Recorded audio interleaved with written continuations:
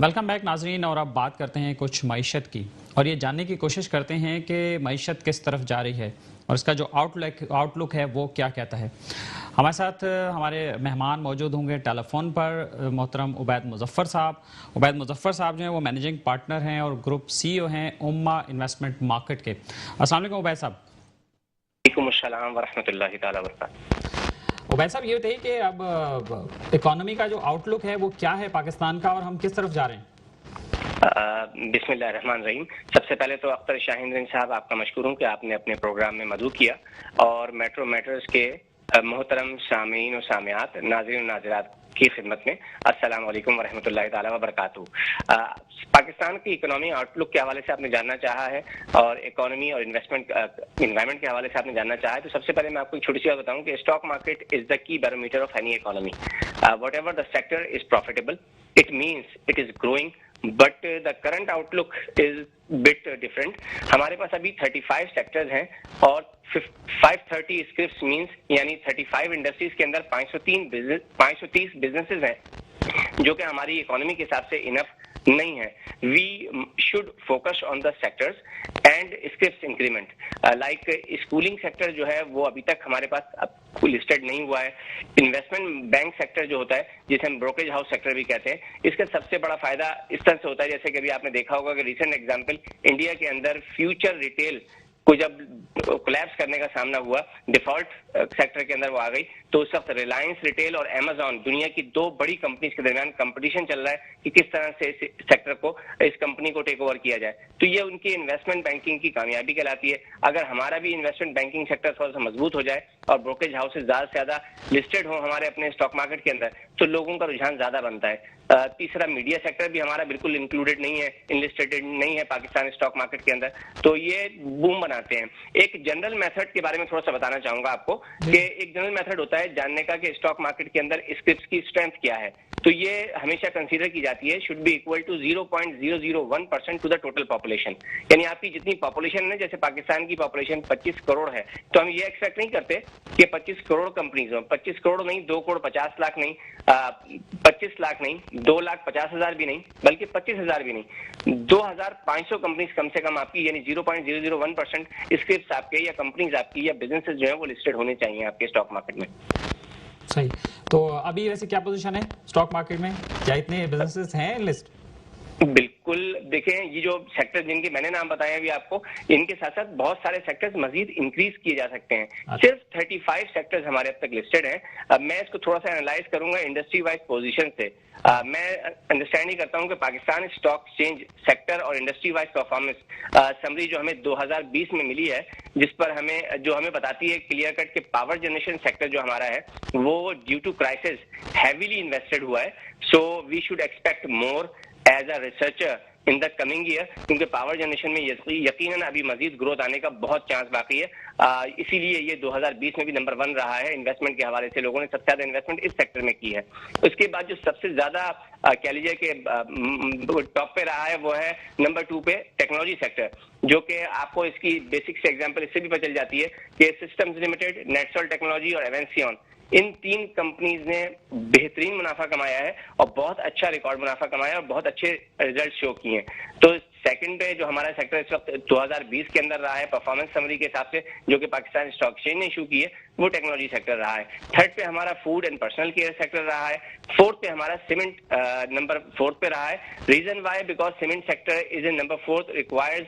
अब जो मुझे नजर आता है क्योंकि राइट नाउ सिचुएशन बहुत ज्यादा इसकी थोड़ी सी जरा गंभीर भी हो रही है, क्योंकि बहुत ज्यादा इसके अंदर डिफॉल्ट आइटम्स भी आ रहे हैं, तो इस वजह से मुझे लगता है कि cement sector mergers and acquisition की तरफ जाएगा।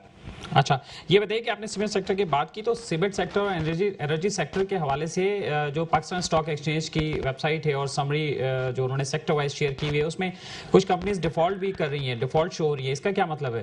खासतौर पे सीमेंट की जो 3 कंपनीज हैं, बड़े बड़े नाम है, वो डिफॉल्ट शो कर रही हैं। ये ऐसा क्यों हो रहा है? बिल्कुल सही फरमाया आपने।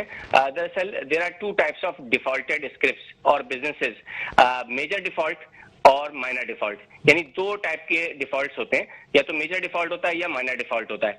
History of the Pakistan stock exchange defaulted companies की बहुत डिटेल में बहुत कुछ बताती है। There are many reasons, as mostly reasons are listing fee submit नहीं करवाई जाती तो डिफॉल्ट हो जाती है कंपनी, यानी आपने लिस्टिंग फी पे नहीं की अपनी पाकिस्तान स्टॉक एक्सचेंज को, डिले किया आपने ऑडिट के अंदर तो डिफॉल्ट हो जाता है। एनुअल जनरल मीटिंग जो है वो डेट आपने अनाउंस की और उसके अंदर डिले कर दिया तो भी डिफॉल्ट हो जाता है। डिविडेंड आपने अनाउंस किया लेकिन आपने पे नहीं किया, उस पर डिफॉल्ट हो जाता है। There are many criterias of Pakistan stock exchange. After rectifying these minor issues you can re-enable your stock as well, और क्लियर कर सकते हैं आप अपने आप को डिफॉल्ट लिस्ट से। आप जिन 3 स्टॉक्स की बात करना चाह रहे हैं आई थिंक वो है सीमेंट सेक्टर से मुताल्लिक, और सीमेंट सेक्टर में आई थिंक जो मेरा व्यू है, Dada Bhai cement, Dandot cement and flying cement जो है, रील पाक सीमेंट जो है, रील पाक सीमेंट जो है, ये इस वक्त शो हो रहे हैं इस वक्त डिफॉल्टेड अकाउंट के अंदर। मैं इसके अंदर सबसे पहले तो रोशनी डालना चाहूंगा थोड़ा सा इस मौजूद के ऊपर कि दादा भाई सीमेंट मुझे लगता है कि ये कंप्लीटली और कई एंगल से, कई रीजन से लॉजिकली डिफॉल्ट मुकम्मल तौर पे हो चुका है, जिसका आई थिंक हम उसको मेजर डिफॉल्ट में ही लेंगे। और जो बाकी 2 कंपनी है इनको किसी हद तक माइनर डिफॉल्ट में लेते हुए अगर कोई चीज तब्दील होती है, जैसे कि मैं अगर मिसाल दूं आपको विद रेफरेंस टू दी आदादो शुमार, यानी जो नंबर्स बता रहे हैं नाउ, दादा भाई सीमेंट सिर्फ 2007 में राइट शेयर इशू किए थे, उसके बाद से ये डिफॉल्ट काउंटर में चला गया और उसके चला गया था। उसके बाद ये डिफॉल्ट काउंटर से मतलब ये है कि इसके बाद में ना दादा भाई सीमेंट ने कोई प्रोडक्शन नहीं की। अच्छा, अब जो डिफॉल्ट क्लॉज इस पर लागू हो रहा है, जो उस पर डिफॉल्ट क्लॉज लगी हुई है as per Pakistan stock exchange, वो है 5.11.1b, यानी 5.11.1b जो है, जिसका मतलब ये है कि क्लॉज की डिटेल ये बता रही है मुझे, जो कुछ मुझे समझ में आ रहा है कि क्लॉज कहता है कि suspended commercial production business operations in its principal lines of business for continuation period of 1 year. Then इस पर क्लॉज सी भी लगा दिया गया है जो कि ऑलरेडी इसको मजीद प्रॉब्लम में कर देगा। क्लॉज सी ये बताती भी लगा हुआ है जिसपे जो कुछ जो हमें अंदाजा होता है इसको देखकर कि दादा भाई सीमेंट फेल्ड हुआ है होल्ड करने में एनुअल जनरल मीटिंग को। देन दादा भाई सीमेंट पर क्लॉज डी भी लगा हुआ है जो कि इसको मजीद खतरनाक कर देता है, जो ये कहता है कि fail to submit annual audit accounts for the immediately proceeding financial year as per law. फिर दादा भाई सीमेंट पर क्लॉज जी भी लगा हुआ है जिसका एक और नुकसान ये होगा जो कि हमें ये बताता है कि सीडीसी ने इसकी एलिजिबिलिटी भी सस्पेंड कर दी हुई है। अगर सीडीसी ने इसकी एलिजिबिलिटी सस्पेंड कर दी हुई है तो दादा भाई सीमेंट पर क्लॉज 1 भी लगा हुआ है।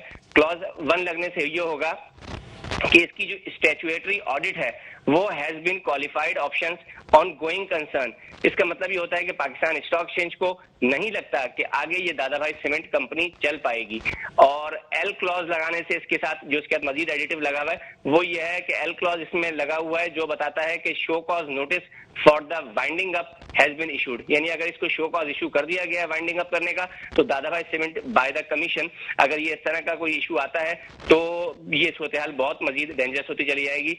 ओके जनाब, ये थोड़ा सा सिनेरियो है इसका दादा भाई का। लास्ट जो इसके साथ मैं चाहूंगा कि बाकी वालों का भी आप मुख्तसरन थोड़ा सा जायजा बता दें जो कि हमारे पास टाइम की किल्लत है। मैं जरूर, देखिए डंडोट सीमेंट के हवाले से मैं थोड़ा सा राय दूंगा कि डंडोट सीमेंट ने सितंबर 2019 में ना 144 मिलियन की नेट सेल की थी। उसके बाद से सितंबर 2020 में इसकी कोई सेल्स नहीं थी, ठीक है, जिसकी कह लें कि बिल्कुल अजहर मिनत शम्स है। ये मतलब बिल्कुल निकलता है कि डंडोट सीमेंट का प्लांट बंद है या तो शट डाउन है, ठीक है। और इसमें डिफॉल्ट की क्लॉज लगी हुई है 5.11.1i। ये दफा बताती है कि स्टैट्यूटरी ऑडिटर ने ना इसको इशू कर दिया है कि qualified option on going concern, यानी ये स्टेटमेंट यही जाहिर करती है कि इसका फ्यूचर हमें नहीं लगता कि ये डंडोट सीमेंट कंपनी चल पाएगी। इसके साथ साथ अगर आप जानना चाहेंगे डंडोट के अलावा रील पाक सीमेंट के हवाले से तो इसका भी डिफॉल्ट काउंटर शो हो रहा है। रील पाक सीमेंट ने 30 सितंबर 2016 में 247 मिलियन रुपए की सेल्स की थी जनाब, ठीक है। इसके बाद से कोई सेल्स इसकी शो नहीं हो रही है।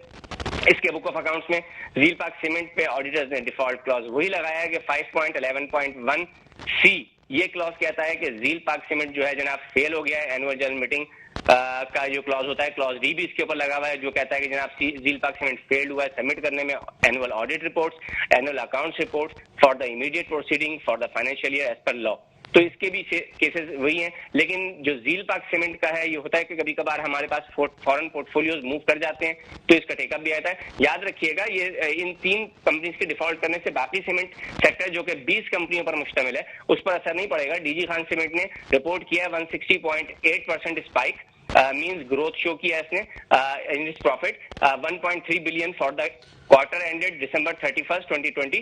इसके अलावा फौजी सीमेंट का जो प्रॉफिट बहुत सोर किया है, 378% सोर हुआ है, 905.2 मिलियन का फौजी सीमेंट ने ग्रो किया है। कोहाट सीमेंट कंपनी का अगर आप देखें तो वो सेटिंग अप करने जा रहा है मैन्युफैक्चरिंग प्लांट खुशाब में, पंजाब में, ठीक है। और कोहाट सीमेंट कंपनी ने रेस किया। अच्छे साइंस हैं, ये अच्छे साइंस। मेरा आपसे ये सवाल है कि देखें, जो दादा भाई और झील पार्क के हवाले से है, मार्केट में तो ये खबरें हैं ना कि ये सेल आउट हो गए हैं, नए ग्रुप्स ने इन्हें परचेज कर लिया है और उसके हवाले से चीजें, लेकिन ये स्टॉक मार्केट पे तो ये वाली डिटेल्स अभी तक शेयर नहीं हो रही, शो नहीं हो रहा। तो शायद ये भी एक वजह हो कि इन्होंने प्लांट बंद कर दिया और नए मालकान आएंगे, फिर वो अपने हिसाब से उसको देखेंगे, चलाएंगे, ये भी एक वजह।